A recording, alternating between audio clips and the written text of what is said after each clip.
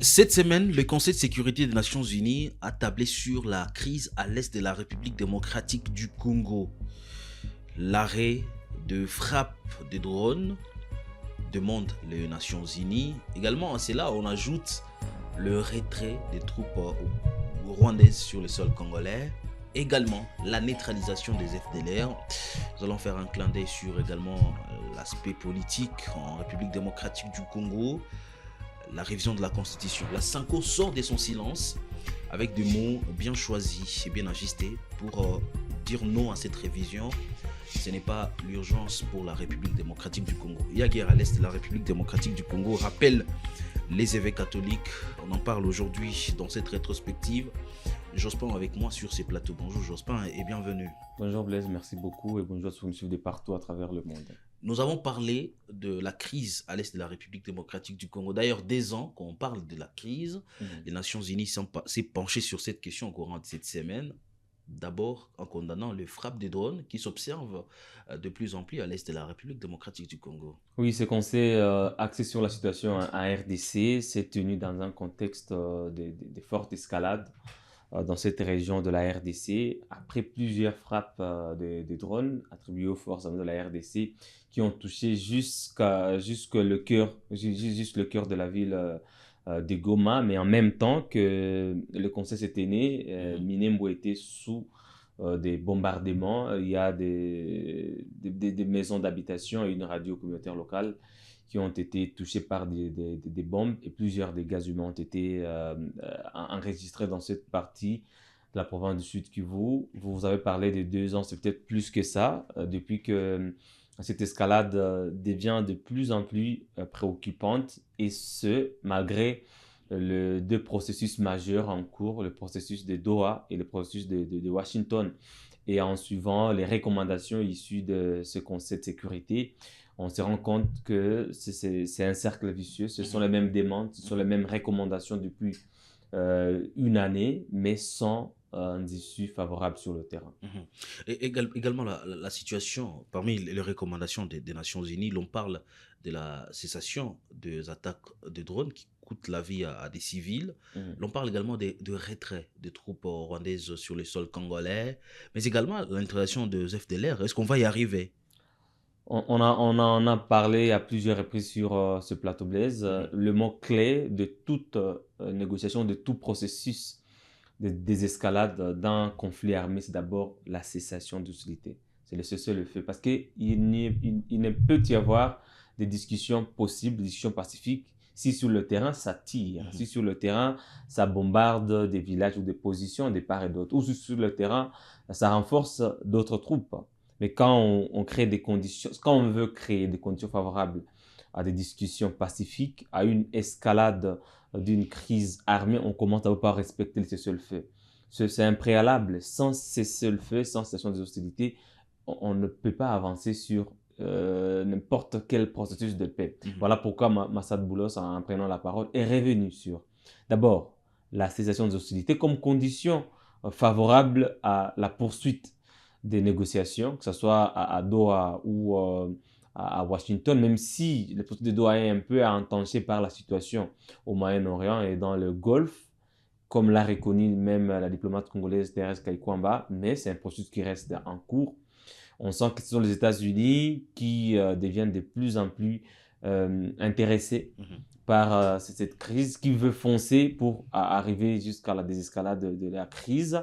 Mais que ce soit à Doha ou à Washington, Blaise, le mot-clé, c'est d'abord la cessation des hostilités. Massad Boulos a insisté sur un arrêt immédiat des frappes des drones parce que ces frappes ont ravivé les tensions sur le terrain. Frappes dans lesquelles est décédé Willy Ngoma, porte-parole militaire de la FCM 23. Et vous savez très bien que cette mort a un peu radicalisé le mouvement, a un peu ravivé les tensions entre Kinshasa et Goma depuis un moment. Vous avez suivi, vous avez lu tous les communiqués signés par Laurence Kanyuka. Le narratif a changé selon le mouvement. C'est désormais Kinshasa qui lui impose une guerre et qui viole les droits internationaux humanitaires. Dans presque chaque communication de l'F-123, il y a cette violation du droit international humanitaire qui est épinglée. Et c'est cela juste après l'attaque par drone qui avait coûté la vie à 3 personnes, dont une citoyenne française agente de l'ONU. Et ces bombardements-là sont en train de créer un blocage à une issue favorable au processus de Washington ou encore de Doha, parce que ces deux processus-là sont tous les deux processus ne soutiennent pas la poursuite des hostilités. Et pour les deux processus, il faut d'abord qu'on arrête avec les bombardements, avec les hostilités, pour que les deux parties poursuivent les discussions.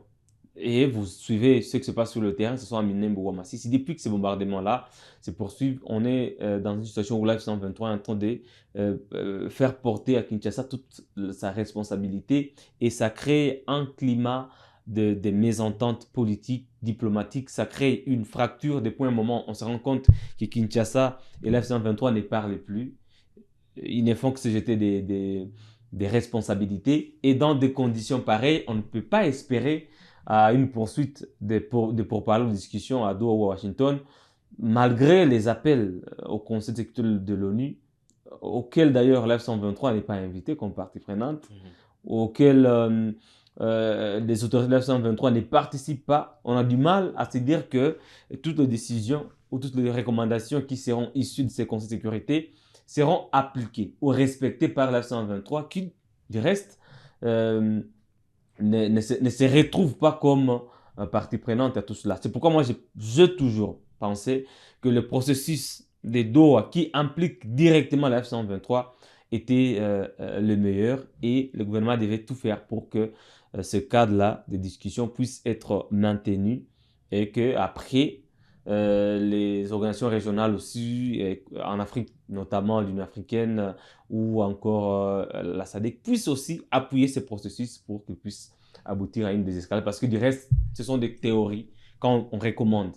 Par exemple, je vais revenir là-dessus d'ailleurs. Vous avez posé la question au sujet de la levée de mesures défensives, la neutralisation des FDLR. Mais ça devient théorique. Ça, c'est entre le Rwanda et la République démocratique du Congo, dans un processus qu'on connaît déjà, le processus de Washington. Qu'est-ce qui reste de Doha jusqu'à ces niveaux? Bon, Doha dépend en grande partie de Washington. Parce que parmi les causes majeures de ces conflits, c'est la présence des FDLR sur le sol congolais.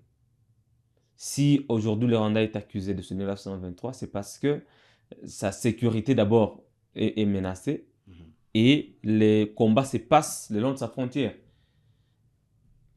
Et cela peut expliquer une intervention, une coopération sécuritaire entre les autorités de fait de ce côté et les autorités rwandaises. Voilà pourquoi, pour Kinshasa, la neutralisation des FDLR devait être une question prioritaire. Malheureusement, ce n'est pas ce qui est observé sur le terrain. D'une part, il y a des politiciens congolais qui omettent ou qui nient catégoriquement la présence des FDLR, alors qu'à Washington, c'est parmi les questions prioritaires. Massad Boulos a évoqué la levée de mesures défensives du Rwanda sur le sol congolais. En même temps, c'est toujours deux questions liées, comme des jumeaux. On ne peut pas parler, à Washington, on ne peut jamais parler de la levée des mesures défensives du Rwanda ou retrait sans évoquer la neutralisation des FDLR. Parce que pour le Rwanda, c'est cette présence-là qui expliquerait une présence des mesures défensives. Donc, c'est deux questions qui partent ensemble et qui ne peuvent jamais être déliées. On ne peut pas se réjouir d'un présumé ou d'un prétendu retrait si de l'autre part on n'a pas agi. Donc c'est comme une flèche allée qui doit avoir des retours. C'est comme une contrepartie.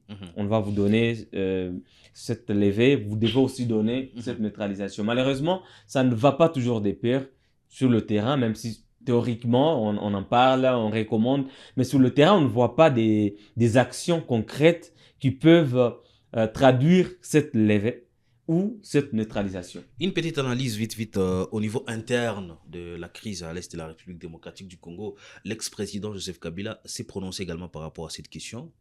Quel commentaire vous placez par rapport à son regard? Il faut mettre fin à la dictature, à la tyrannie de Félix-Antoine Tshisekedi. D'ailleurs, il est revenu sur un concept nouveau. La solution pourra peut-être être la soudanisation de la République démocratique du Congo. Il craint par contre qu'il y ait une soudanisation de la crise. Quelle lecture vous faites? Ça, c'est au niveau interne de la crise. Je pense que Joseph Kabila est revenu sur ces 12 propositions qu'il avait faites en mai, même si on ne veut pas le voir sous cet angle-là. Il n'est pas entré dans la profondeur du conflit qui oppose Kinshasa à l'F-123. Il est resté dans une casquette d'opposant. Il est revenu sur le mot qui ronge aujourd'hui la société congolaise ou qui amène le pays dans une crise politique et sécuritaire. Et il a parlé entre autres de cet autoritarisme, de dictature et tout, parce que il a fait une analyse sous un regard politique et de l'opposition aussi. Parlant de ce qu'il a qualifié de soudanisation, c'est juste cette fracture, cette fragmentation que nous observons aujourd'hui. Les Congolais de l'Est sont parfois traités comme des ennemis par ceux qui se retrouvent à l'Ouest et peut-être vice-versa. Et pour Joseph Kabila, si le pays restait longtemps dans cette dynamique-là, dans cette posture, on risque de vivre ce qui est arrivé au Soudan. Une crise qui a commencé comme celle-ci, une crise politique qui a des revendications claires, mais à un moment donné, c'est le peuple qui a été divisé. Il y a une partie du peuple qui soutient un camp et une autre partie qui soutient un autre camp, et ils ont été obligés de scinder le pays. Et Kabila craint qu'un tel scénario puisse être vécu si le président persiste dans sa posture actuelle, celle de ne pas accepter un dialogue ouvert à tout le monde, celle de marginaliser l'opposition, celle d'envoyer les opposants en exil, celle de créer un climat où il n'y a plus d'opposition en fait à Kinshasa.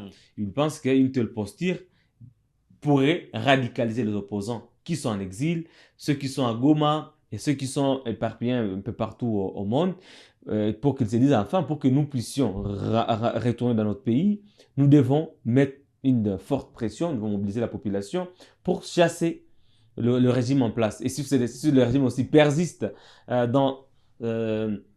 ou sur sa voie de force, les drones, renforcer l'option militaire, il faudrait qu'en face, il y ait aussi une résistance militaire, une résistance armée. Et cela divise déjà.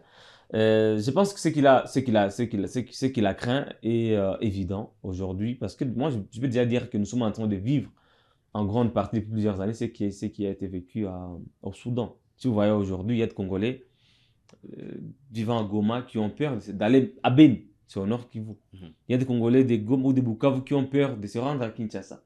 Il y a des Congolais qui sont arrêtés juste à leur arrivée à Beni ou à Kinshasa.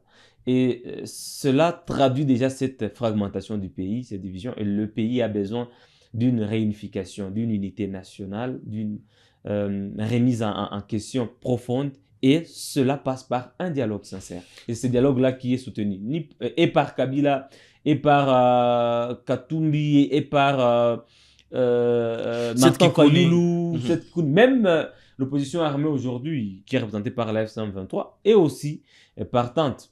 Sauf que Félix Tshisekedi pose des conditions. Il voudrait que les dialogues soient organisés au pays par des acteurs institutionnels, ce qui est rejeté en bloc par l'opposition. D'autres couches estiment qu'il fait partie du problème. Voilà, on ne sait pas si le dialogue aura finalement lieu ou... J'ose pas, on finit par là. C'est la posture de Kinshasa qui, aujourd'hui, les débats s'imposent. La révision de la Constitution, on vit la Sanko sortir de son silence. Est-ce qu'il faut réviser aujourd'hui la Constitution? Est-ce que c'est une nécessité? En tout cas, moi, je n'ai jamais compris cette posture du régime actuel et pourquoi pendant ce temps. Parce que d'abord, pour la Senko, les moments ne sont pas bons, les temps ne sont pas bons et ils ne sont pas opportuns pour un tel projet. Imaginez, le débat va changer. D'ici la fin de cette année, on va commencer à parler des élections. On ne peut pas parler des élections et parler de référendum en même temps. On ne peut pas parler des élections et parler seulement de la Constitution en même temps. On ne peut pas parler des élections seulement de la Constitution et processus de Doha, Washington, restauration de la sécurité sur l'ensemble du pays. C'est-à-dire que le régime en place veut s'embourber dans une amalgame en même temps déconcertante. On parle de la guerre, on parle de la Constitution, on va parler à présent des élections, et vous savez que le peuple en matière d'élections ne pardonne jamais un régime finissant. Et on risque d'assister encore à des soulèvements populaires et plonger ou ramener le pays dans une crise profonde, ce qui peut amener à cette soudanisation dont parlait le président. Quand il y a une crise profonde, quand il y a un soulèvement populaire, ça fragmente encore davantage le pays, ça divise le peuple parce qu'il y a ceux qui seront pour, ceux qui sont à la mangeoire au pouvoir et ceux qui vont s'y opposer et qui seront prêts à tout. Là, je vois les opposants, je vois les acteurs de la société civile, les mouvements citoyens qui risquent de s'opposer à ces projets au risque même de leur vie. Et cela pourrait encore fragmenter le pays davantage. Je pense que les temps ne sont pas bons pour cela. Il ne faut pas replonger le pays dans une crise profonde. Il est temps d'abord de traiter la crise en cours par ces dialogues sincères proposés par la CENCO et le CC et approuvés par tous les opposants. Aller d'abord sur cette voie-là, voir jusqu'où ça va nous ramener. Et puis, on pourra reparler entre Congolais d'une probable révision de la Constitution. C'est constitutionnel. C'est la même Constitution qui prévoit les mesures de sa révision ou de son changement. C'est la même Constitution qui verrouille à un moment donné sa probable révision. On va parler de tout cela après. Quand les Congolais seront réunifiés, quand le pays sera une vraie nation, où on ne parle pas de Congolais de l'Est et de l'Ouest, quand tous ces fils et filles de la RDC qui sont dans la brousse, d'autres en exil, vont se retrouver autour d'une même table et parler République démocratique du Congo, parler les biens du peuple congolais. À ce moment-là, on pourra parler autre chose. Mais en ce moment, il y a deux priorités au pays, Blaise. C'est la restauration de la sécurité, la réunification du pays dans l'ensemble, et d'autre part, élection. Il ne faut pas oublier, parce que le peuple ne va pas pardonner le régime en place, ne va pas oublier que c'est un régime finissant, parce que le régime est en train de voyager, d'aller à Washington, à Doha pour retrouver la paix. Le peuple sait que ce que le peuple n'a pas fait, quelqu'un d'autre peut mieux le faire. Parce qu'il n'est pas le seul Congolais intelligent, il n'est pas le seul Congolais capable de diriger à la destinée du peuple congolais. Le peuple sait qu'il doit toujours y avoir une alternative politique. Et les élections, c'est une alternative, c'est une transition pour dire, on n'avait pas peut-être bien fait, laissez la chance aux autres. On n'avait pas peut-être mis fin à ce conflit, laissez la chance aux autres. Ça, le peuple n'oubliera pas et n'en mettra pas. Il faut être conséquent. Il ne faudrait pas que le régime oublie qu'il y a les élections qui pointent à l'horizon. Il ne reste que moins de 2 ans et que restaurer la paix, réunifier le Congolais, ça ne sera pas une faveur. C'est un devoir pour le régime en place et c'est un droit pour le peuple congolais que nous sommes de vivre en paix et en harmonie. Ce parallélisme entre ce qui se passe à l'Est et à l'Ouest fragilise et continue de fragiliser la cohésion sociale en RDC. On ne cessera pas de le dire. Prenons conscience tous. Portez-vous bien.